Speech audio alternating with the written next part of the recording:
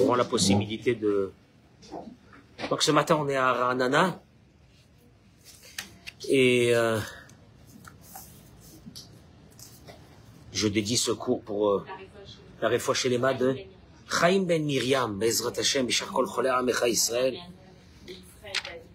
Israël David ben Miriam, que ces paroles de Torah soient Léa Batema, Miriam Bat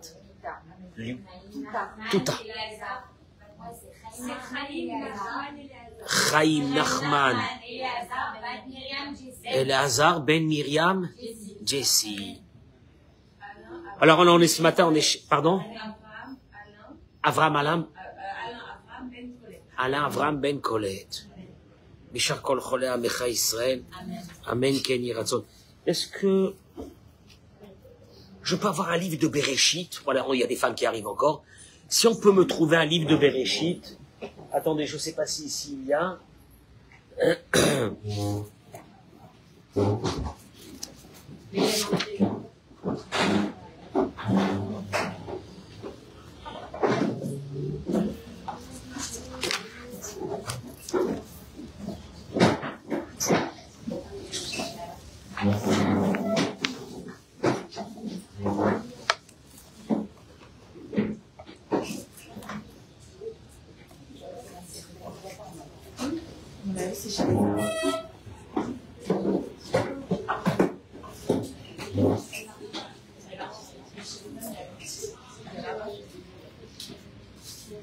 On remercie Rabbi David Pinto de nous accueillir dans ses locaux.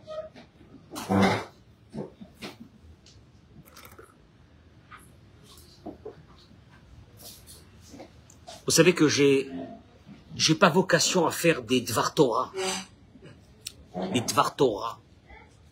Pour la simple raison, merci, Toda Rabba. Pour la simple raison, c'est que c'est très bien les Dvar Torah. Mais la religion qui est vécue par des personnes qui sont équilibrées est une religion lumineuse. Et moi, j'ai toujours dénoncé dans ma vie on va dire des déséquilibres. Des déséquilibres. En toute humilité. En toute humilité, quand je vous parle à vous, je me parle à moi. Ce qu'on a souffert, c'est pas d'un manque de religion. On n'a jamais souffert d'un manque de Hashgarot. On n'a jamais souffert d'un manque de je ne sais quoi. On a toujours souffert dans un monde où il y a eu des personnes qui ont été déséquilibrées. Donc je pense que c'est quand même la chose la plus importante. Je voudrais introduire ce cours de ce matin, qui est sur l'éducation des enfants, mais vraiment en toute humilité. Moi j'ai toujours l'habitude de le dire, que si moi j'avais eu à 30 ans, 40 ans, des rabbins, qui à la place de me faire des cours sur la paracha de la semaine, ou de me raconter des histoires, m'avaient éduqué, je n'aurais pas fait les erreurs que j'ai fait. Enfin, j'aurais réussi mieux que ce que j'ai réussi. Parce qu'il faut toujours vouloir réussir plus. Donc en vérité, quand je vous parle, je me parle à moi.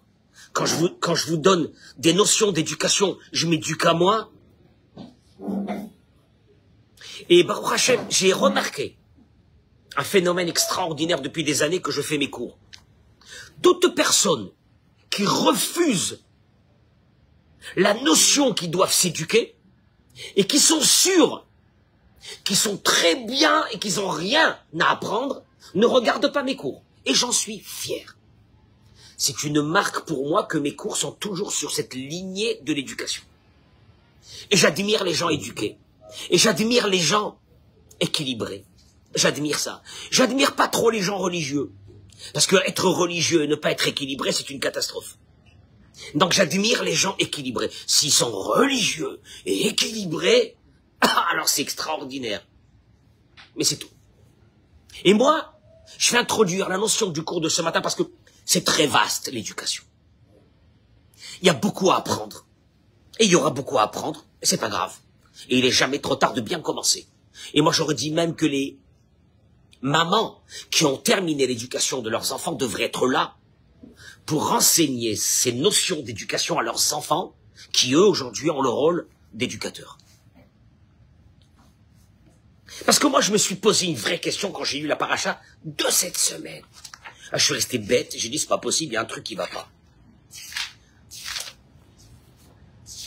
Un truc qui va pas. Il y a un truc qui va pas. Vers la fin de la paracha, que nous allons lire ce Shabbat, on nous raconte l'histoire extraordinaire du 10e et dernière épreuve qu'a eu Abraham. Celle que nous rappelons tout le temps, tous les matins, celle que nous rappelons le jour de Rosh Hashanah, celle que nous rappelons le jour de Kippour pour évoquer l'amour que Dieu doit avoir avec nous. C'est celle de la Akedat Yitzhak. En deux mots, il va lui demander à Abraham Avinu de prendre son fils et de l'égorger. Pas plus compliqué que ça. Et là, je lis, et j'ai dit, c'est pas possible, il y a un problème. Rara Devarim Maele, écoutez avec moi, vous allez me dire si c'est normal. Après tout ce qui s'est passé avec Abraham, Vea Elohim Nisa et Abraham. Dieu va éprouver Abraham. Vayomer Elav Abraham. Il appelle Abraham, le bon juif. Vayomer Ineni, je suis là. Oui, Dieu, qu'est-ce que tu veux? Vayomer, il lui dit, Karnaï Bincha et Irider, écoutez-moi bien. Dites-moi si c'est normal. Prenez votre fils, prends ton fils. Et Iridecha, l'unique, Asherafta que tu aimes. Et Yitzhak, Velech Lecha, El Eretz Moria, va sur le mont Moria, Vea Aleusham Leola, et offre-le-moi fais-le monter, offre-le-moi en holocauste sur l'une des montagnes, Asher Omar Elecha, que je vais t'indiquer. Abraham se lève le matin, il va mettre la selle sur son âne, il prendra avec lui les personnes, il amène son fils avec lui, il va vers la montagne que Dieu, le mont Moria, c'est aussi qu'il y a le côté la Maharavi aujourd'hui. Abraham prend les bois dans lesquels il va brûler son fils après l'avoir égorgé.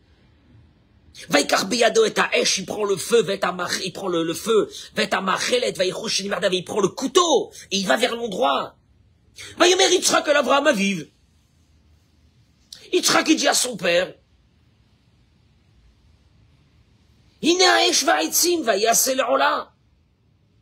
voici le feu et les bois, et où se trouve l'agneau pour l'holocauste? Vayomer Avraham Elohim ir'e lo aseh le'ola beni vayechush el mirdav. Moi je m'arrête ici.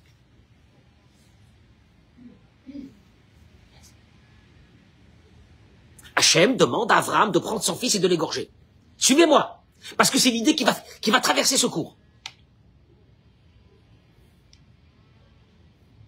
Pas une seule fois, pas une seule fois, Dieu ne s'adresse à Avraham.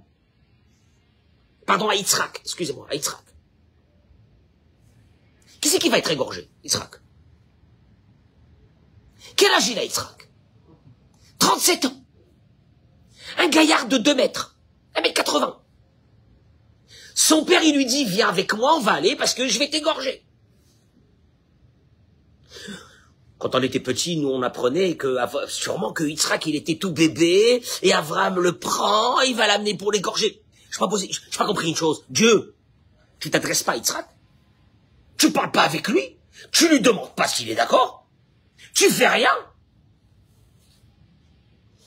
Dieu s'adresse à Avraham. Avraham, il dit à son fils, on va y aller. Et ils y vont. Je suis désolé. D'ailleurs, la Akedah, on l'appelle comment?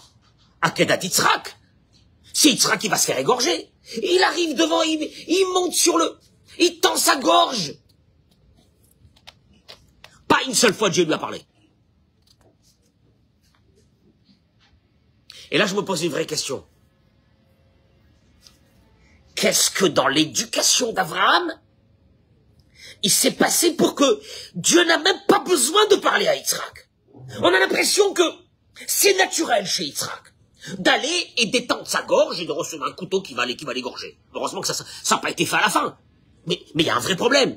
Une réussite d'éducation aussi flagrante, au paroxysme de l'éducation, qu'Avraham prend son fils de 37 ans, il lui dit rien.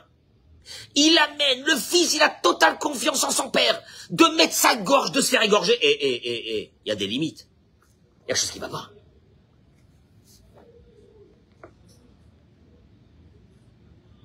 En vérité, la Torah, quand elle nous raconte cette histoire, c'est surtout pour ses messages. Qu'est-ce qu'a fait Abraham pour réussir à avoir un fils qu'il n'a même pas besoin de lui dire? En vérité, tout passe par Abraham. Abraham accepte. Le fils accepte. Truc de fou. Il n'y a même pas de discussion entre le père et le fils, c'est normal. On aurait bien voulu arriver à une éducation pareille. On aurait bien voulu. Je ne veux pas dire qu'on va égorger nos enfants, on est loin de ça. Mais une éducation pareille, il y a un vrai problème.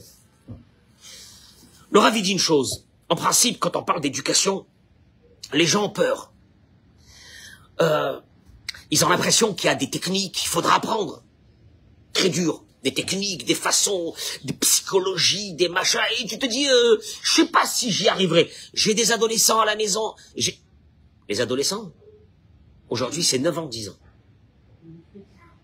Moi, quand j'ai commencé à enseigner, il y a 25 ans, les adolescents, c'était 15 ans. À 15 ans, ils commençaient à devenir un peu fous. 16 ans, il était très malade. Et je le dis très malade parce que c'est une maladie. À 18 ans, 19 ans, il redevenait un être humain. Aujourd'hui, c'est 9 ans. Moi, il y a des personnes qui rentrent à la synagogue et me disent choqués de quoi? J'ai dit à mon fils de 9 ans, il m'a dit, tu me commentes pas. Je fais ce que je veux. Il m'a dit, Rav, qu'est-ce qui se passe? 9 ans, 10 ans. En vérité, je peux vous dire une chose, bémet.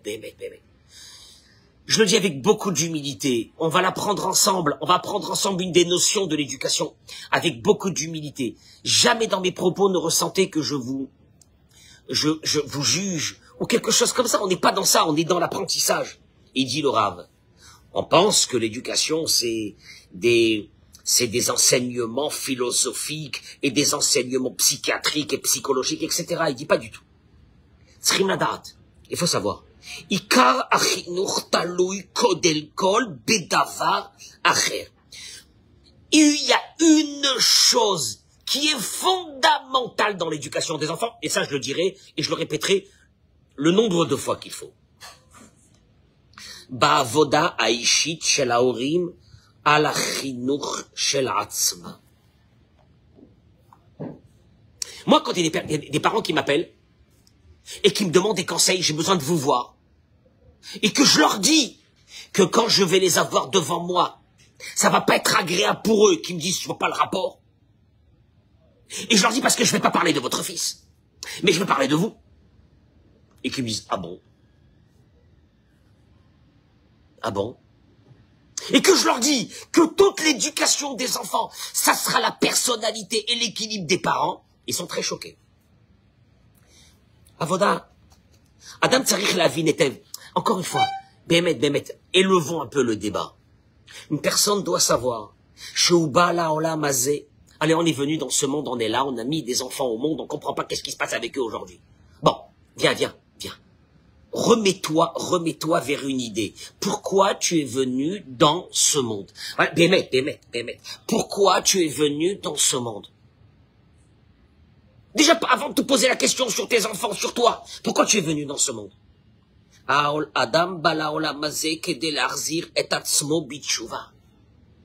Un être humain est venu dans ce monde parce que son âme doit réparer, terminer des choses qu'elle n'a pas fait, t'es revenu dans ce monde. Et tu te maries. Et un beau matin, tu te lèves, il y a un gaillard d'1m80 qui dit, je veux pas me lever de mon lit. Et tu dis, je veux le tuer. Redescends. Tu es venu dans ce monde, l'Arzor Bitchouva. Tu vois, la vérité, moi, si on m'avait dit ça il y a 30-40 ans, combien de choses auraient changé dans ma tête? Un être humain est venu dans ce monde, un homme et une femme sont venus dans ce monde pour se bonifier, pour changer, pour avancer, pour progresser, pour changer de peau, pour jeter les anciennes peaux. Ah, c'est dur ça. Et colle pas. Il a dit, mais et quand tu vois chez tes enfants quelque chose qui va pas, qu'est-ce que c'est cette conduite-là? Midara, un mauvais trait de caractère, la colère, le ci, le là. Ça devrait te réveiller. Avant tout. Bien sûr qu'après, il y a des réglages d'éducation, il y a des façons de parler avec l'enfant, il y a ce qu'on appelle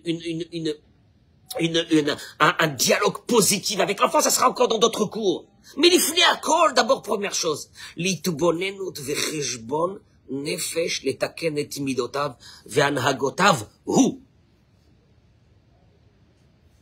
Quand tu vois chez un enfant quelque chose qui va pas, en vérité, Kadosh Baruch Hu, il est en train de te dire, écoute-moi bien, on va pas rigoler, cet enfant d'où il est venu? De chez toi. S'il est venu de chez toi, en vérité, toi, tu as enrobé ta vie, t'as maquillé, toi, ton mari, ta femme, vous avez bien maquillé votre vie, vous avez bien maquillé tout ça, mais l'enfant, il te fait sortir exactement. En vérité, l'enfant, c'est le miroir de notre vie. C'est dur de dire ça. Quand tu as un enfant que tu dis, j'ai envie de le fracasser, tout ce que je lui ai fait, tout ce que je lui ai donné. Puis c'est facile de dire, il ressemble à ma belle-mère, avec ça tu as terminé, il ressemble à ma belle-famille, ça vient de chez eux, ça, là. C'est facile. Aval zélosé. Tu as amené des enfants dans le monde parce que ces enfants seront le miroir de toi-même. Il y a des gens qui vont, sont en train de m'écouter, ils vont vite raccrocher là maintenant. Parce que ça peut pas, parce que c'est épouvantable de penser à une chose pareille. C'est épouvantable. Quand tu dis, quand il y a un enfant, il y a un problème, ça vient de moi. Puis d'un seul coup, tu dis, non, ça veut dire qu'il faut même plus que je lui en veuille. Alors, qu'est-ce que je vais faire maintenant? Alors, maintenant, qu'est-ce que je fais? Et je peux vous dire une chose, c'est une réalité. Et j'observe. J'observe des personnes que je connais très bien, j'observe. Et je leur dis, arrangez-vous vous-même. Arrangez-vous vous-même. Sans ça, ça va être épouvantable un jour. Quand les enfants voudront se marier ou ils vont se marier, ça va être la guerre mondiale. Et ils me disent, ça n'a rien à voir, ça n'a rien à voir, ça n'a rien à voir. Sauf que j'ai vu les années passer. Puis j'ai vu les enfants après, le retour de manivelle de ces enfants. Parce que les parents n'avaient pas. Donc on est en train de dire une chose, l'éducation des enfants, c'est l'éducation des parents. Et vous allez le voir. On va rentrer dans le sujet.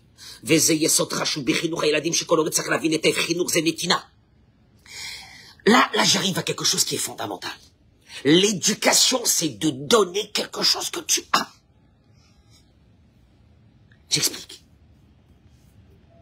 Konekuda, il dit, tout point que le parent veut éduquer chez l'enfant, ou les maaset tsarich, la tête, l'ota, il n'y a rien à faire. Je répéterai ces mots-là.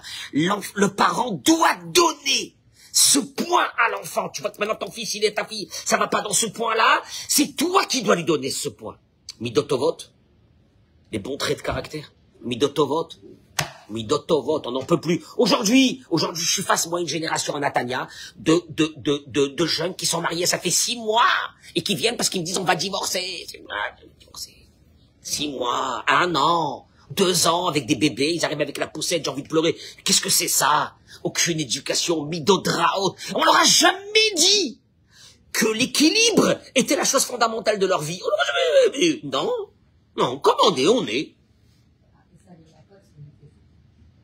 Oui, on y arrivera, ça. Attendez, vous allez le voir. Des recheret, façon de se conduire, des recheret, il y a des gens qui sont très malades. Ils n'ont qu'un savoir-vivre. Ils vont te balancer des mots à la figure comme ça. Tu dis, c'est pas possible, ça existe une chose pareille. Et quand tu vas leur dire, mais comment tu peux me dire des mots pareils? Tu dis, alors? Et tu comprends qu'il y a une pathologie. C'est une pathologie qui suit de père en fils. Ou de mère en fils, c'est comme ça. Quand je vois des jeunes filles qui rentrent chez les beaux-parents pour la première fois, des fois je dis à ces jeunes filles, quelques-unes que j'en connais, fais attention comment tu vas te conduire chez tes futurs beaux-parents. Fais attention comment, mais fais attention à ton image, fais attention à ce que tu es, fais attention comment tu parles, comment tu vas te conduire. Bah bon.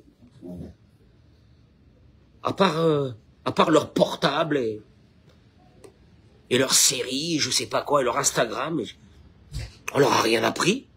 Un peu dans la foulée, on leur a appris l'école, un peu le machin, ouais, voilà. Irat Shamaim. T'as des filles, Irat Shamaim. Il faut leur inculquer la crainte d'Hachem. Il faut leur inculquer que demain, elles seront, les mamans du peuple d'Israël. Je n'ai pas compris. Elles vont éduquer des enfants, elles seront des mères de famille. Elles vont tenir des foyers. C'est pas les hommes qui tiennent des foyers. Les hommes, ils sont là juste en plus, dans une maison. Je peux vous le dire. Ils sont juste en plus dans une maison, ils mangent, ils dorment. Ah, Baruch Hashem, ils sont là, ils crient, ils font un peu de bruit. Mais c'est pas les hommes, c'est la maman. Non, on sait bien que nos maisons, c'est qui? C'était nos mamans. Enfin, voyons, c'est pas le peine de... Et il te dit, Kol lelu dvarim shardim tzrichim latet laeladim. L'éducation, c'est de... Écoutez bien ce que je suis en train de dire parce que vous n'avez pas compris. L'éducation, c'est de donner. Or, il dit une chose. Tu peux pas donner ce que tu n'as pas. J'explique. Tu peux dire à quelqu'un, demain, je te donne 10 000 euros. Et tu lui répètes l'après-midi, demain, t'as rien. Demain, je te donne 10 000 euros. Et le soir, demain, je te donne 10 000 euros. Et demain matin, il se réveille, tu lui dis, alors, Mazal Tov, aujourd'hui, je te donne 10 000 euros. Mais t'as pas les 10 000 euros. Mais tu pourras pas lui donner. Tu peux répéter 100 fois que tu peux lui donner, tu pourras pas lui donner. Quand est-ce que tu peux lui donner? Si tu as les 10 000 euros. Les choses sont claires? Tu peux pas faire des discours avec tes enfants sur des choses que tu n'as pas. Toda Rabba Chazak Baruch, merci beaucoup. Elle, toujours, depuis tout le temps, elle s'occupe de moi. Amen.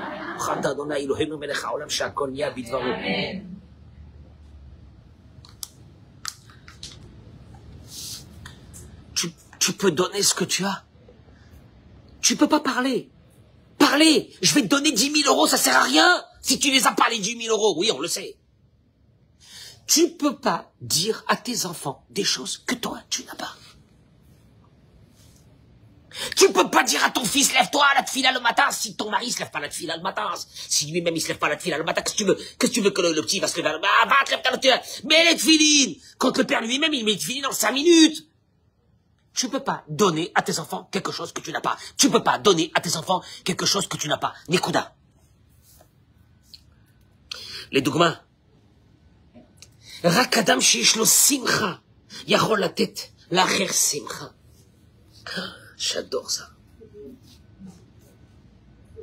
Quelqu'un qui a de la joie, quelqu'un qui est joyeux, quelqu'un qui est épanoui dans sa religion, quelqu'un qui adore sa religion, il est épanoui, il en peut plus. Il peut donner de la joie aux autres. Je m'explique. Je vais faire une parenthèse.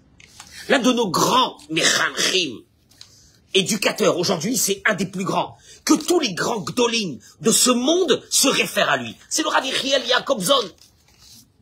Le Rav Yechiel Yacobzon, il a écrit un livre qui s'appelle Altereta Ubayeled. Je sais pas, je crois qu'il a été traduit en français. Je sais pas. Moi, je lis pas les livres en français, mais je crois qu'il a été traduit. Le Rav Yechiel Yacobzon, il est fabuleux. Il est fabuleux, c'est un génie. Il dit, je vais vous lire les mots, parce que là, vous allez comprendre. Adavar Achamour. Je fais une parenthèse. Je sais pas comment c'est le cours. Adavar Achamour beyoter shekora ayom bador shelanu. La chose la plus grave qui se passe dans notre génération, aujourd'hui. Chez Shotfim, là, il a dit, metamoach, on fait un lavage de cerveau à nos enfants, betumuna me'uvetet shel ha'olam, avec une image complètement pervertie de ce monde. On fait un lavage de cerveau à nos enfants. Il explique. Ha'iladim shelanu, gedelim bargasha she'omeret kach. Nos enfants vivent aujourd'hui avec une notion ce qu'on leur a dit. Yesh tedrachim lichiot ba'olam hazeh. Il y a deux façons de vivre dans ce monde. Moi, je parle maintenant, nous, qu'on est, Baruch Hashem, on se rapproche de la Torah, on a fait Teshuvah, on fait les mitzvot, on fait un bon Shabbat à la maison, on fait les tfilot, on lit le Teilim. Baruch Hashem, c'est extraordinaire. Mais nous, qu'est-ce qu'on est en train d'inculquer à nos enfants? Il dit le Rav Yacobzon une chose dramatique. Que quoi? Qu'il y a Chaye Torah, la vie de ceux qui gardent la Torah, et la vie des Chilonim, des non-religieux. Je traduis, hein. Et c'est vrai que on leur fait rentrer dans la tête à ces enfants que la vie de la religion, c'est surtout une vie qui est axée vers le paradis. Qui veut dire, Atatisbol kan,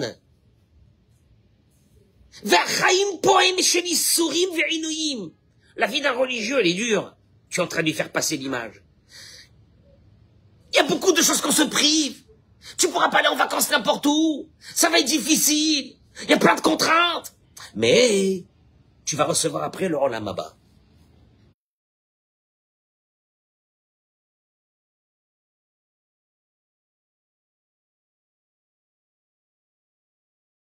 Ah, ils auront le Gehinam. Mais nous, on souffre ici, c'est dur. Tu vas t'habiller avec des habits de tsniout. C'est dur. Tu vas t'habiller avec des habits de tsniout. Tu pourras pas t'habiller comme tout le monde. C'est pas facile, etc. C'est dur. Mais, si Dieu va, après tu auras le Olam Haba. Voilà ce qu'on est en train d'enseigner un peu à nos enfants. Alors que les non-religieux, ils profitent de ce monde. Mais après, ils profiteront pas du monde futur. C'est ce qu'on fait rentrer. Il dit une chose. Noir, aujourd'hui la génération, ne quitte pas la Torah parce qu'elle a eu des réflexions idéologiques. Ça n'existe pas, ça. Et là, nous avons ici un autre problème.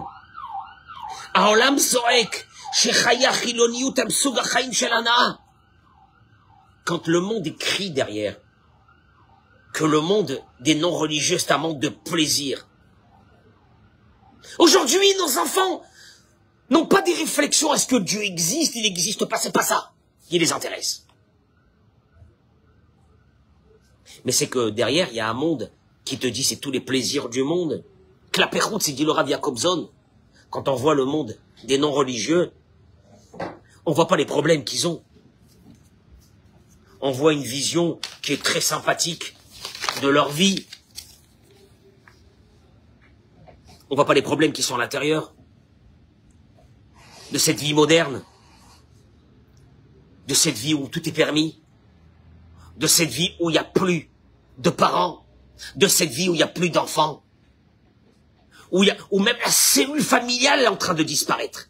Parce qu'il faut savoir une chose, je peux vous le dire, les cellules familiales, les véritables cellules familiales restent dans le monde religieux. Je vous donne une preuve. C'est épouvantable. J'habite dans un bâtiment 21 étages, à Iriamim. Des dizaines de couples à la retraite. Wallo, il n'y a personne qui rentre chez eux. Je demandais à un où ils sont tes enfants. Il m'a dit, j'ai 2 enfants. Une, elle s'est mariée avec un black en Afrique du Sud. L'autre, elle s'est mariée avec un Allemand. Des goïms. Des goïms en Afrique du Sud. Mazal tov. Et lui, il sort avec sa femme avec un petit chien. C'est la déchéance. Ni Shabbat, ni fête, ni rien. Oui, mais tu vois à l'extérieur, tu vois un monde de folie. Les jeunes, quand ils voient ce monde-là, ils disent c'est extraordinaire. Ils voient pas ce qu'il y a derrière à l'intérieur de tout ça.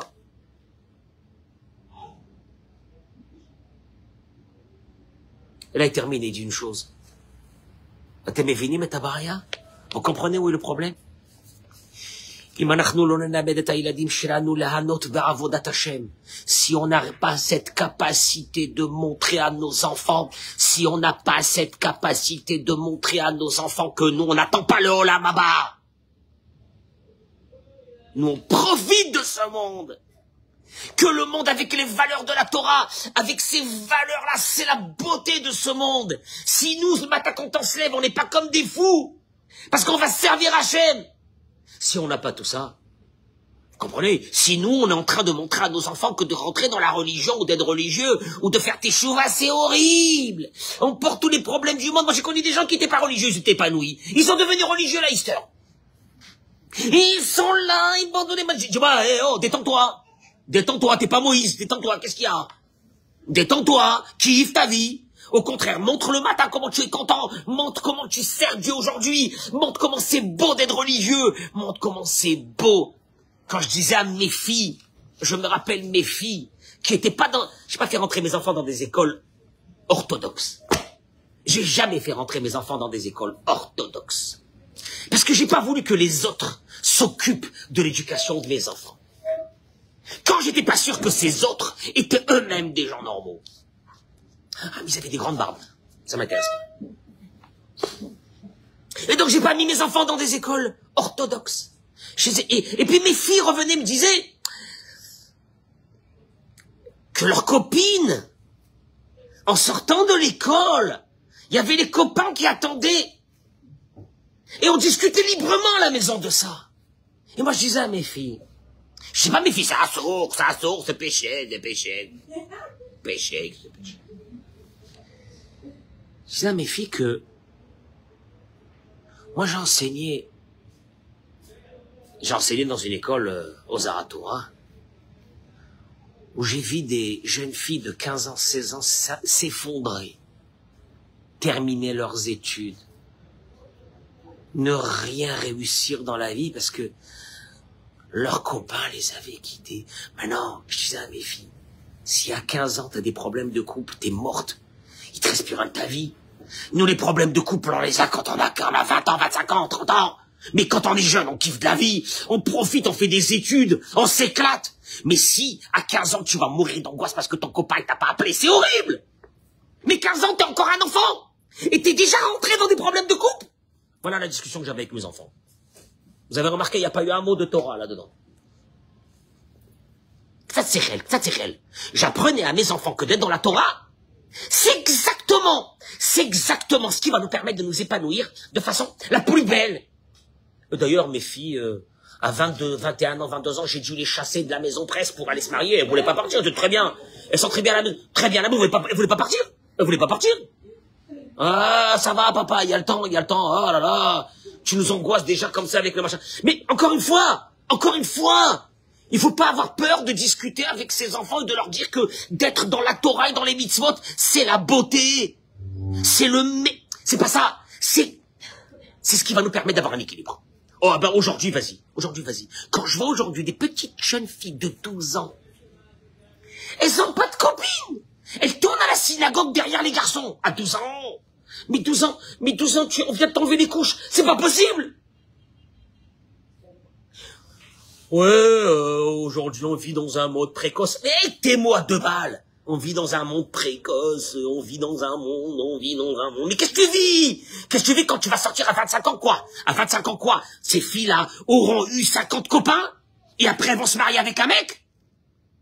Et ça va donner un couple. Mon œil. On appelle ça la religion. Vous avez remarqué ça? On appelle ça la religion. Ah, mais c'est ça la religion. La religion, c'est de montrer à nos enfants que ce qu'on a, c'est la beauté la plus grande au monde. Mais il faut savoir le dire. Il faut savoir discuter. Il faut savoir parler avec ses enfants.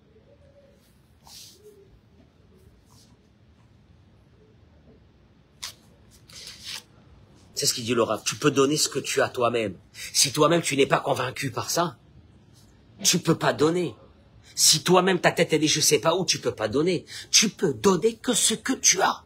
Tu peux pas donner des paroles. Donner des paroles, ça sert à rien. Il faut que tu donnes ce que tu as. Si toi tu travailles la colère, tu donneras le travail de la colère à tes enfants. Si toi, tu vois, la camarade dit qu'un enfant, ce qui parle dehors, c'est ce qu'il a entendu à la maison. Moi, je suis parti voir un grand Rav. Et je lui dis la vérité, c'est pas vrai. Il y a des fois des enfants qui ont appris des mots vulgaires à l'école, et qu'à la maison, ils n'entendent pas ces mots vulgaires. Il m'a dit, tu as raison, mais il m'a dit une chose. Si à la maison, on fait très très attention à la parole, à un moment donné, cet enfant s'arrête de dire ces mots. Et moi, je peux te dire une chose, j'ai appris des mots aussi à l'école quand j'étais jeune. Mais quand je rentrais à la maison, mon père, il était rave. Jamais mon père et ma mère, ils ont dit un mot pareil. Est-ce que je pouvais dire un mot pareil à la maison? Non, jamais. Et au fil du temps, j'ai arrêté de dire ce mot. Parce que j'avais à la maison une confrontation qui était contre cette façon de parler. Alors, voilà. Donc tu peux, l'éducation, c'est ce que tu es, tu donneras. Ce que tu n'es pas, n'essaye pas de faire comme si ça marchera pas.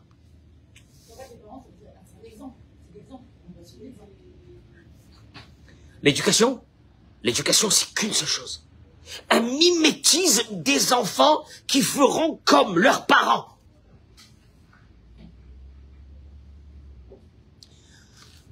Pourquoi ce discours, il est dur? Parce qu'en vérité, ce discours, il nous ramène à nous. Il nous ramène pas. Et puis nous, ce qu'on a envie, c'est toujours de rejeter la faute sur autre chose, mais pas sur nous-mêmes. Bifrat irat shamayim, il dit. Surtout la crainte de Dieu. Il est impossible de faire une scène à la maison comme si. Madoua Dvarav, il est marqué dans la Gemara. Kol mi sheish bo yirat shamayim, Dvarav nishmaim. Tout celui qui a la crainte de Dieu, ses paroles sont écoutées. Pourquoi les paroles de celui qui a la crainte de Dieu, ils sont écoutées? Pourquoi celui qui a la crainte de Dieu? Pourquoi celui qui est tzaddik sur quelque chose, quand il va dire cette chose, on va l'écouter? Lama. Ki Dvarav nimtsaim amok belibo. Parce que cette valeur, elle est très ancrée à l'intérieur de lui. Ou Dvarim ayotsim ilalev, nichnasim lalev. Ça, personne ne peut me contredire. Quand quelqu'un il pousse un cri du cœur, tout le monde est pétrifié. Qu'est-ce qu'il y a? Oh là là, ça m'a fait... Qu'est-ce que ça t'a fait? Il a poussé un cri qui est sorti du cœur, il rentre dans ton cœur. Il n'y a rien à faire. Et comme c'est quelqu'un qui a de la crainte de Dieu, cette crainte de Dieu, elle va rentrer dans le cœur des autres. La reine Rohim. Il dit malheureusement, Bederer Klal en principe, Horim chez Gadlou, Etzel Horim chez Pagmou Bachenur Shelahem.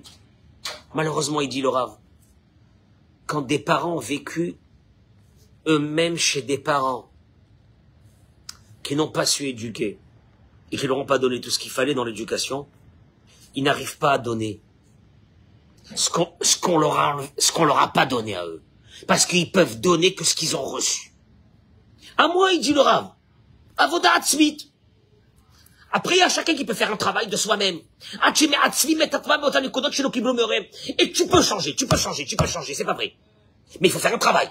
Je répète, les choses que tu as reçues de tes parents, naturellement, tu vas les donner à tes enfants. Mais les choses que tu n'as pas reçues de tes parents, tu peux travailler pour les avoir. Oui, tu peux travailler pour les avoir.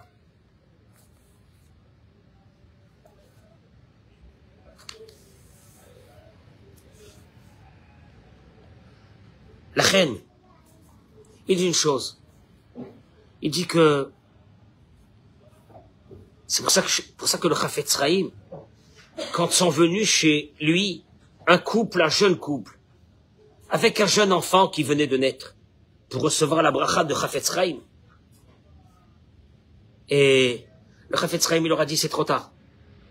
Je peux pas bénir. Ils ont été choqués. Bénédiction que leur fils devient un tzaddik. Il leur a dit, c'est trop tard. Je peux rien faire. Vérité, il les a choqués. Ils lui ont dit, pourquoi? Il a 1 mois, le bébé. Pourquoi? Il leur a dit, le Chafetz Chaim, si vous voulez que ce bébé soit un tzaddik, vous aurez dû venir chez moi quand vous étiez jeune, pour que je vous éduque. Comment faire pour que votre enfant sera un tzaddik? En vérité, bien sûr que le Chafetz Chaim, il leur a donné une bénédiction. Mais le Chafetz Chaim, il leur a appris une chose. C'est que on ne peut donner que ce qu'on a. Traduction des mots, le vrai travail de la personne, c'est pas sur les enfants, c'est sur soi-même.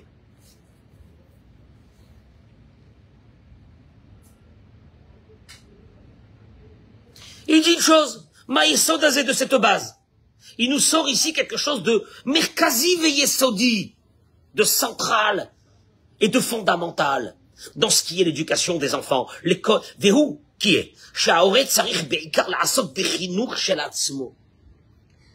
si tu veux éduquer tes enfants, il faut que tu passes la majeure partie de ton temps à t'éduquer toi-même. Et quand tu vois quelque chose qui va pas chez les enfants, essaye de faire attention, toi, sur toi-même, qu'est-ce que tu peux faire? Et là, il dit une chose extraordinaire. Il dit, regardez, vous voulez voir que c'est naturel? Vous voulez voir que c'est la réalité? Yitzhak Avinu, même pas Hachem a eu besoin de lui dire, je vais t'égorger. 37 ans, on lui parle même pas. On parle à son père, ça marche tout seul. Comment c'est possible une chose pareille? Il dit comme ça. Hachem be'emet lo yatzach ledaber im Yitzhak. Dieu n'avait pas besoin de parler avec Yitzhak. Ki Yitzhak alach bitmimut gemura. Vekibel et divrei aviv.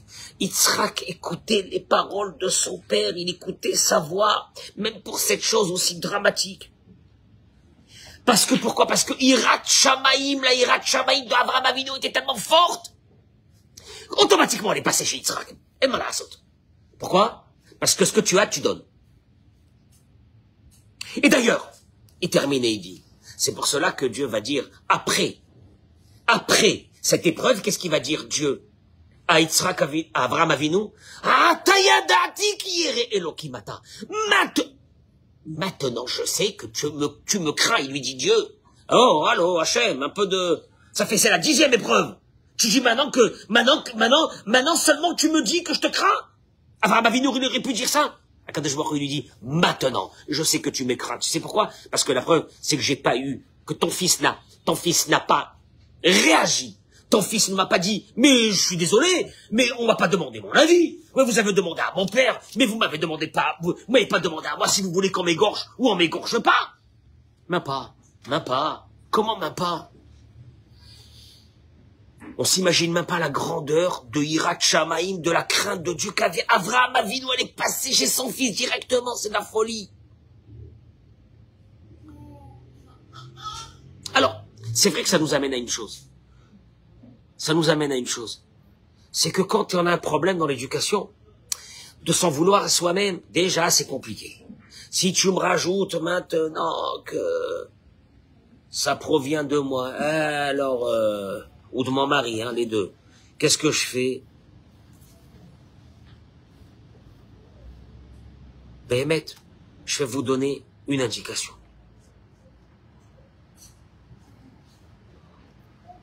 Rabbi Nachman de Breslev dans l'écoute Moran. Écoutez-moi ces mots, parce que ces mots, ils sont... Je suis pas Breslev, hein. Je suis pas Chabad. Oui, je suis juif. Pas plus, hein. Dans la Torah 141. Mamash. Prenez cet enseignement comme un travail pour soi. Un travail, parce qu'on doit travailler toute la vie. Parce que, comme je l'ai dit au début du cours, on est venu ici pour faire teshuva. On est venu ici pour réparer notre âme. On est venu ici pour ça. Voilà, c'est tout. Il dit comme ça, Rabbi Nachman de Breslev. Imiske, sheyargish behemet ke'ev chatav. Quand un être humain décide de changer, parce qu'il en a marre, la colère, l'orgueil, l'égoïsme, midodraot, toutes ces choses-là. Il dit, je vais changer. Il appelle ça Orlat Levavo. Dans la Torah, il est écrit que quand Akadosh Baruch Hu, il a voulu dire aux enfants de Yaakov d'enlever leur mauvaise midot, il aura dit, vous coupez le prépuce de votre cœur. On appelle ça, c'est comme une orla, c'est quelque chose d'impur, l'impureté. Et il dit Rabbi Nachman,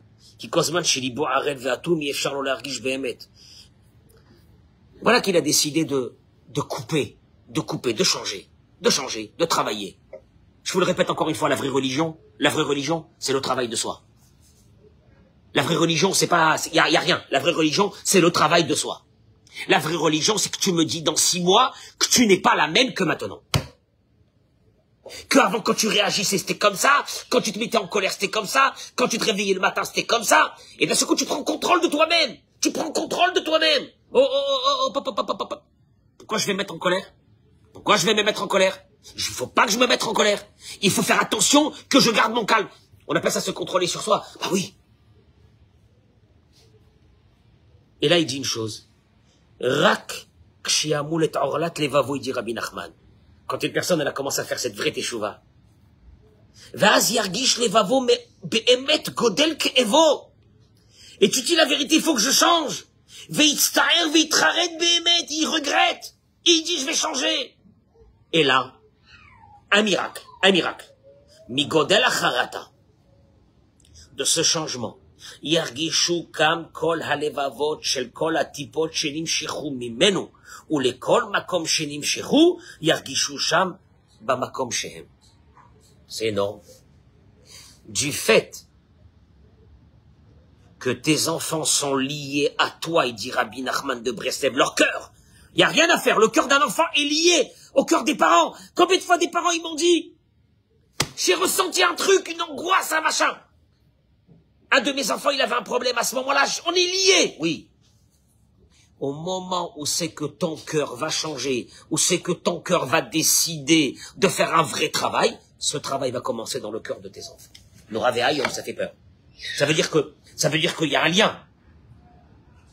D'ailleurs, il est écrit dans Devarim, Perek Lamed, Umal Adonai et levavecha. Dieu va circoncire ton cœur. Tu vas faire tes shuvah, ve'et levav zarecha.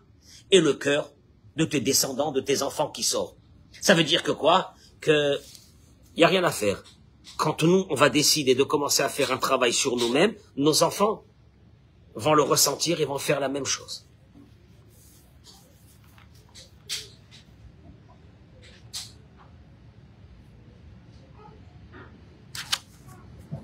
Et là, il dit une chose extraordinaire, il dit que Yotse, il en sort. Chez Me'ever la dougma ishit, shaorim notim leiladem. À part la dougma ishit. Là, on arrive à quelque chose qu'on verra plus tard, dans d'autres cours, qui s'appelle dougma ishit. Dougma ishit, c'est l'exemplarité. Ah, il n'y a rien à faire, l'exemplarité. L'exemplarité. Moi, j'ai très peur aujourd'hui de cette génération qui manque beaucoup d'exemplarité parce qu'on a en face de nous un phénomène. Un phénomène. Baruch Hashem, c'est pas chez tout le monde, hein. Dieu merci. Mais on a un phénomène d'adultes qui ne veulent pas grandir, qui sont eux-mêmes des adolescents et qui s'accrochent à ça de rester des adolescents. Et que je me pose une vraie question, comment est-ce qu'ils vont donner une exemplarité aux enfants? Moi, des fois, j'entends sur des hommes, ils me disent, là, je suis rentré chez moi à la maison, il était 2h, 3h du matin, ou un qui me dit, ah, je joue à la PlayStation. Il est fou. Je joue à la PlayStation. Je parle d'un monsieur, hein. Un monsieur.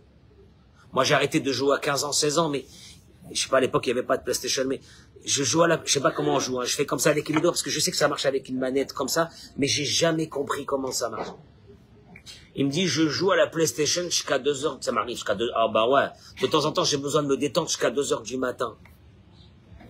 Un adulte qui joue à des jeux, un adulte qui joue à des jeux jusqu'à 2h du matin. Je ne vais pas poser de question comment ils sont ces enfants. Je sais pas. Ça m'étonnerait que ces enfants sont... Pendant que papa y joue, eux, ils ont déjà fini de faire les devoirs, ils se sont douchés, ils sont partis faire Kriyat Shema, ils dorment dans leur lit. Ça m'étonnerait. Voilà. Et que le matin, ils se lèvent tous comme ça, bien.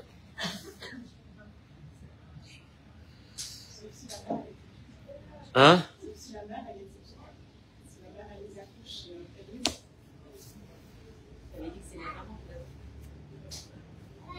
Il y a... Non. C'est là... Je sais pas. Non, mais... Non. Alors, dans ce cas-là, j'aurais dit au père, va-t'en de cette maison. Va jouer à la PlayStation dehors. Parce que là, tu vas bugger le travail que la maman elle est en train de faire. C'est possible aussi, ça. Nimtza. Il résume et il dit, Ayeladim même kodem kol mar'a laorim. En vérité, les enfants sont les miroirs des parents pour savoir où ils se trouvent eux-mêmes. Moi, je peux vous dire une chose, Bémet. Quand j'ai vu des enfants extraordinaires à l'école, quand j'ai vu des enfants bien éduqués, quand j'ai reçu les parents, j'étais pas surpris. Quand j'ai eu, encore une fois, je fais pas de généralité. Pas de généralité. Mais quand j'ai eu des fois des enfants épouvantables, des adolescents épouvantables, c'est rare, mais ça arrive. Et quand tu reçois les parents, tu as toutes les réponses. Tu vois le père qui commence à dire n'importe quoi, il veut se battre, il veut crier, il veut tout casser à l'école, il veut tout casser. Il vient, il dit, je vais, où il est le directeur, je vais, ah, il m'a dit, il est rentré dans l'école, je me rappelle, et son fils, une catastrophe, il m'a dit, il est rentré dans l'école, il m'a dit, où il est le directeur, je vais me la faire. Bah oui. Là, la bisquenne, le petit, déjà, j'avais de la rahmanout sur le petit. Je vais me la faire, je vais me la faire. Bah, attends, avec ton fils, je vais me le faire. C'est Nora, c'est terrible. Moi, je me rappelle, j'avais mes parents, que quand je leur venais, je leur disais que le prof, il m'avait frappé. À l'époque, on frappait, hein. Ah oui, moi, j'ai vécu, ah ouais. Pardon, non, merci. Moi, j'ai vécu à l'époque où, il rentrait le prof, il mettait tous les mains, il nous fracassait. Et je rentrais chez ma mère, elle me dit, Julien, ma mère, mon père, Julien, il nous a tués de quoi, là? Je dis, qu'est-ce que t'as fait? Pourquoi il t'a frappé? Tu as fait quelque chose? Ben voilà. Et là, aujourd'hui, on vit dans une... Mais encore une fois, quand des parents, c'est dit, il faut prendre des moments de réflexion dans la vie et se poser les vraies questions sur soi-même avant de partir parler avec les enfants ou d'aborder avec les enfants l'éducation. Est-ce que toi-même, dans cette chose, tu veux que je te dise une chose? Un enfant qui voit son père, que la maman, elle est là, elle crie, elle crie, elle est pas contente, parce qu'il a, je sais pas quoi. Et le père, il dit rien. Il dit, ça va. On va travailler les midotes, comme ça, le père, il dit, on va travailler les, on va pas s'énerver, shalom. Tu sais pas c'est quoi les messages qui sont en train de passer devant ces enfants qui sont en train de voir ça, c'est terrible. C'est terrible, les messages, c'est extraordinaire, les messages qui sont en train de passer, c'est de la folie. Mieux que des heures que tu vas t'asseoir et tu vas lui dire, tu sais qu'il faut pas se mettre en colère, non, ça sert à rien. Ayesod azé.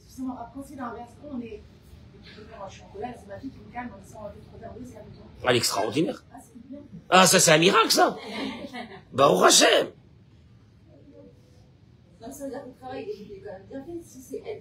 En vérité, pardon, Mechila, je vais terminer une chose. En vérité,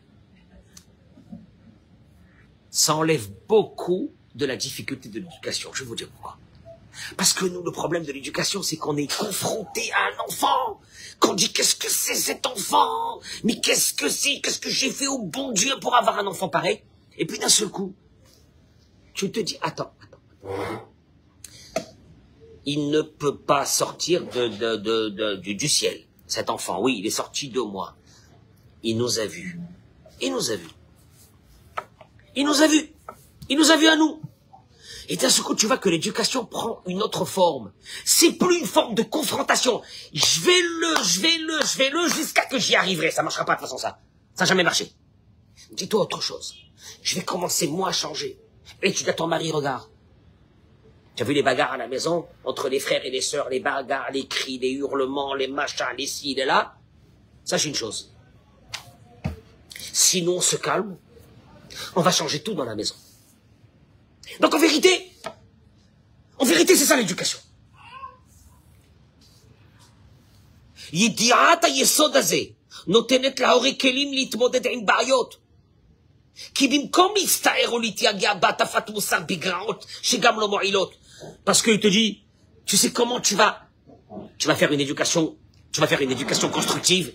Arrête d'attaquer les enfants, arrête d'attaquer l'adolescent, arrête d'attaquer tout cela. Je vais dire une chose. Des parents qui sont structurés amènent une structure à l'enfant. Des parents qui ont cette notion qui s'appelle l'ordre amènent naturellement de l'ordre aux enfants. Des parents qui savent c'est quoi les heures. J'ai des adultes aujourd'hui, dans ma communauté, que quand je leur donne un rendez-vous à une heure précise, c'est qu'une théorie. Ils n'arriveront jamais à cette heure-là. Mais non, ça ne provient pas comme ça. C'est une éducation.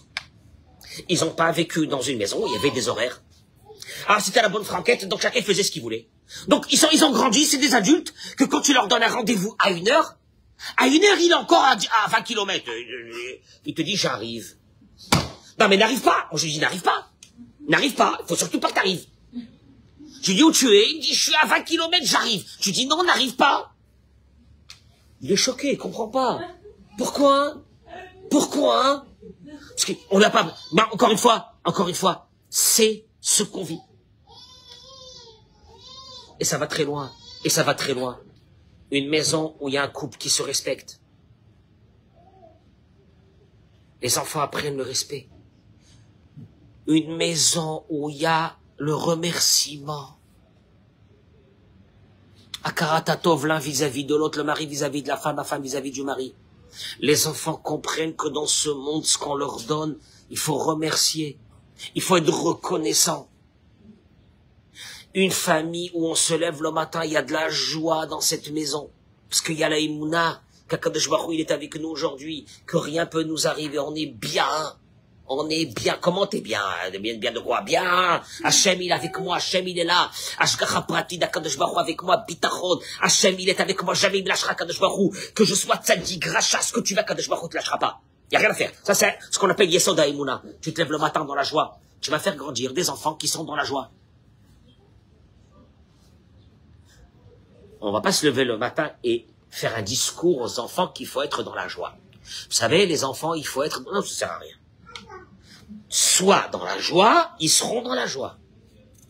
Je suis désolé, mais les enfants, ils ont appris à se doucher parce qu'ils nous ont vu se doucher. Les enfants se brossent les dents parce qu'ils nous ont vu se brosser les dents quand on était petits.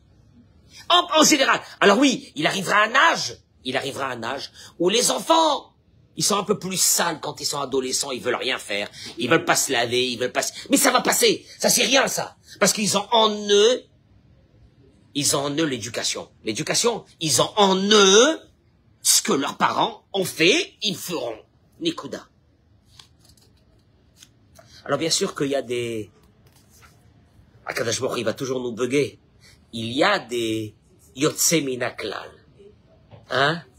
Il y a des cas exceptionnels de familles hala et les enfants des beautés. Et des familles extraordinaires et les enfants, tu dis, c'est pas possible. Yalbi, qu'est-ce qu'on a fait? Eh ben, maître, Rabbi Nachman de Breslev dit que souvent, Hachem, il nous envoie ça dans nos yeux pour nous donner le nisayon, l'épreuve. Qu'est-ce que tu vas faire dans ta vie? Parce que ça serait, si les choses sont claires, tu n'as pas un combat. Mesdames, je peux vous dire une chose, Bémet, un conseil. Une maman qui prend sur elle, Bémet, la tsiniout à la maison. La tsiniout, c'est pas quand on sort dehors, c'est à la maison aussi. Que les enfants nous voient toujours betsiniout. Quand nos mamans, il y a quelqu'un qui rentrait à la maison, vite, elle faisait comme ça, elle se couvrait. Tsiniout, elle recevait pas quelqu'un comme ça si elle n'était pas couverte. Ça a donné des générations de personnes qui ont su qu'est-ce que c'est, la tsiniout.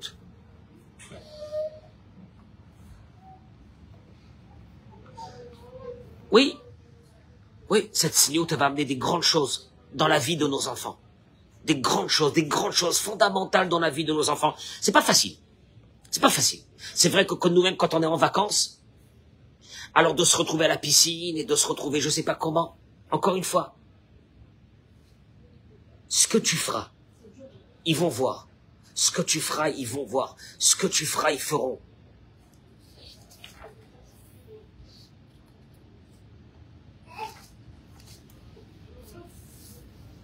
C'est à peine la première indication que je vous ai donnée aujourd'hui. En vérité, je peux vous dire une chose, en vérité, on va se détendre avec nos enfants. Laissez-les. Ah non, on cherche les manières efficaces. Ah, qu'il arrête de nous dire ça. Non, chaque fois, il faut bien une manière efficace. Faut que ça change. L'éducation, c'est pas ça. L'éducation, c'est soi-même. Ce que j'ai, je peux donner. Ça, c'est en principe, 99% des cas. Ce que j'ai, je peux donner. J'ai de la joie, mes enfants auront de la joie. J'ai la confiance en Hachem. Mes enfants, ils ont cette confiance en Hachem. C'est inhérent de ce qu'ils m'ont vu. Il n'y a rien à faire, c'est comme ça. J'ai des faiblesses. Eh ben, je les retrouve chez les enfants. Alors, qu'est-ce qu'on fait maintenant? Eh ben, maintenant qu'il y a ces faiblesses chez les enfants, ces faiblesses chez les enfants sont venues pour te montrer à toi ce que toi tu dois faire. Alors, regarde. T'as deux solutions. L'une, c'est de tirer sur tes enfants. Ça servira à rien. La deuxième, je terminerai avec ces mots parce que c'est la chose la plus fondamentale. On amène de nos familles des richesses. Baruch Hashem, on a amené des qualités de nos parents. On a amené des faiblesses aussi. On a amené des faiblesses. Ben oui, merci. Hein. Trouvez-moi quelqu'un qui n'a pas des faiblesses aussi. Et notre travail à nous, c'est de pallier à ces faiblesses et de les travailler, de les travailler avec joie. Oui, il faut avoir un peu de hanava. On a des faiblesses. Alors, on les travaille. Sauf une chose, je vous en supplie, sauf une chose. C'est pas par hasard que quand j'ai des garçons ou des filles qui me disent, voilà, j'ai rencontré quelqu'un, Baruch Hashem, Mazal Tov, voilà, on pense se marier, etc. Ma première question, elle est, il y a un qui m'a dit, mais voilà, elle est Baruch Hashem, elle est religieuse, je lui dis, je m'en fiche. Elle m'a dit, Rav, je sais que vous êtes bien comme ça, mais pas à ce point, hein, ne me dites pas ça. Je dis, non, je m'en fiche. Les parents de la fille, je les connais, bien vu. Il n'y a rien à signaler. Il n'y a pas un truc chelou. Mazal Tov. Qu'elle soit un petit peu religieuse, Be'ezrat Hashem avec des bonnes midotes et avec quelque chose, elle deviendra très religieuse si Dieu veut, Be'ezrat Hashem Amen Kedirasson. Mais ne me dis pas religieuse, et tu me dis les parents, ah là, la catastrophe. Alors, beaucoup se poseront la question, alors dans ce cas-là, qu'est-ce que feront les garçons et les filles qui viennent de familles qui sont catastrophiques? Alors on leur enlève la possibilité de se marier. Moi je vous dis la vérité, je ne veux pas que mes enfants deviennent les psychiatres de ces enfants. Celui qui va être psychiatre, je lui ferai une bracha devant le Sefer Torah, il n'y a aucun problème.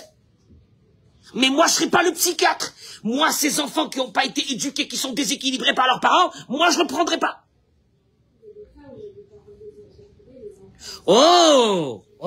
Vadaï, je l'ai dit tout à l'heure, que Vadaï, que Baruch Hashem, que ça arrive qu'il y a des enfants qui viennent de familles avec des problèmes, et que eux, Baruch Hashem, ils ont fait un vrai travail, c'est un pur bonheur. Mais encore une fois, qu'est-ce que je veux dire par là? Y a pas, les jeux sont faits, rien ne va plus. C'est une réalité. Alors, après, que ses parents se débarrassent de ses enfants, et qu'ils les donnent à des familles tout à fait normales, et que maintenant, ces familles vont traîner des douleurs et des malheurs pendant des années là-bas. Mais ça veut dire quoi, si c'est des parents qui ont fait ce travail, si c'est des gens, c'est pas tout noir, c'est vraiment si c'est 1% sur... Oui, ce que j'ai parlé sur une extrême. Mais en disant de cet extrême, de comprendre une chose, c'est pas de regarder ce qui va pas, de comprendre une chose. On a un besoin, nous, fondamental de s'équilibrer. Bémet, je vous le dis, quand je vous parle, je me parle à moi. On a une obligation de s'équilibrer. Et c'est un travail d'une vie, et de continuer, simplement pour qu'on puisse donner à nos enfants, un avenir normal. En vérité, j'ai pas commencé encore le cours, c'était juste cette approche-là. Et regardez, à la maison, il y a un truc qui va pas, prenez cette chose-là, et dites à votre mari, tu vois ce point-là, viens au travail.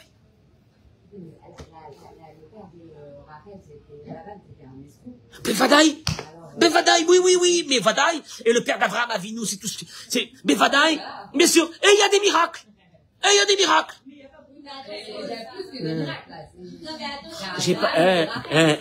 J'ai cherché aujourd'hui, j'ai pas trouvé beaucoup de miracles, amen. Bevadaï, hein? Non, mais ça veut dire des fois, ça peut sortir encore mieux que mieux. Tu sais, je vais vous dire une chose. Bémet. J'ai vu des maisons. J'ai vu des maisons où le matin, il y avait une simcha. Il y avait un balagan dans la maison, la musique à fond. Moi-même, j'ai grandi dans une maison où, bon voilà, on mettait, il y avait quand j'étais jeune, à mon époque, c'était les Bee Gees, mais on mettait la musique. Et, je supporte pas le Rama jusqu'à aujourd'hui. Je supporte pas l'angoisse. J'aime la joie. Eh ben, c'est comme ça. Eh ben, et quand tu es dans une maison où les parents ils se lèvent le matin, ah, et à maman, on dirait ils portent tous les malheurs du monde, et ils sont là, ils ne me parlent pas, ils ne me disent rien. Et je peux vous dire une chose, il y a beaucoup d'adultes qui m'ont dit, que le matin, quand ils se lèvent, ils tombent directement dans une angoisse et dans une colère, ils savent pas de quoi, et puis ils se rendent compte que quand ils étaient jeunes, c'était ça leur matin. Un oraviayom. C'était ça le matin. Le matin, c'était l'angoisse, les cris, les hurlements, comme ça, parce que c'est le matin. Parce qu'on est toujours à la bourre, parce qu'il y a toujours des problèmes, blablabla. Eh ben, ils ont grandi avec cette boule dans le ventre du matin. Ils supportent pas le matin. Il y a des gens qui supportent pas le matin. Il y en a qui m'a dit, je préfère dormir jusqu'à 10 heures. Le matin, il passe. Il a dû avoir des problèmes. Et il vient à la synagogue à 10 heures, tout frais, parfumé. Il vient faire sa prière à 10 heures. En plus, il vient m'embrasser. Ça veut dire, j'arrive. Et moi, je sais. Il m'a dit, moi, ne me parlez pas du matin. Ne parlez pas du matin. Pémet, ça veut dire quoi? Ça veut dire, c'est pas de l'éducation, c'était la vie. C'était la vie qu'on a vécue. Je vous remercie, bracha ve'atzlacha, toda rabba, bracha ve'atzlacha. Merci beaucoup à toute la communauté de Ra'anana, voilà, toda rabba. Et les femmes de Ra'anana, je leur donne moi sur 10, 10 sur 10.